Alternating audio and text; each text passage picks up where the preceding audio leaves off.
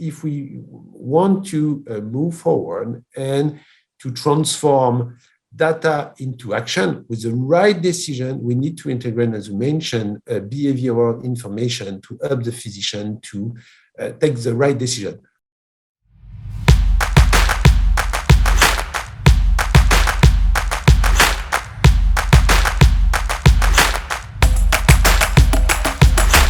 You and I both, for so many years, have been working in healthcare. We know that traditionally, the majority of the data that we've been talking about has tended to be purely clinical. But now that, again, we're moving more into digital healthcare, and as you know, at Observia, we really focus on patient support. There's other data that's being generated. There's behavioral data, for instance. Do you think that healthcare providers, including payers, are really addressing the behavioral components of health outcomes? What kind of information do they need that can be supplied today that can help understand the behavioral component of healthcare? If we get back to the first step of the data collection, many years ago, we started with a data collection system for claims.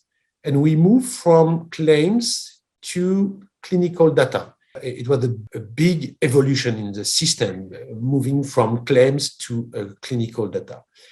But now we have an evolution in Europe. Healthcare authorities are more and more speaking about patient-reported outcomes. I think it's a next big step for all of us. But we need to move forward with a system to collect more information from the patient.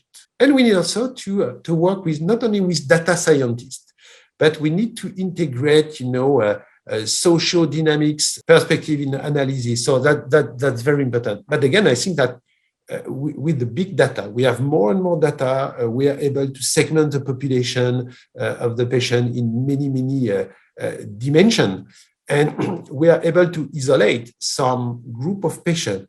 But it's just a descriptive analysis. If we want to move forward and to transform data into action with the right decision, we need to integrate, as you mentioned, behavioral information to help the physician to take the right decision. Otherwise, we will continue to isolate always the same group of patients with no efficacy of the different system, even if we are training the patient to improve the adherence and so on.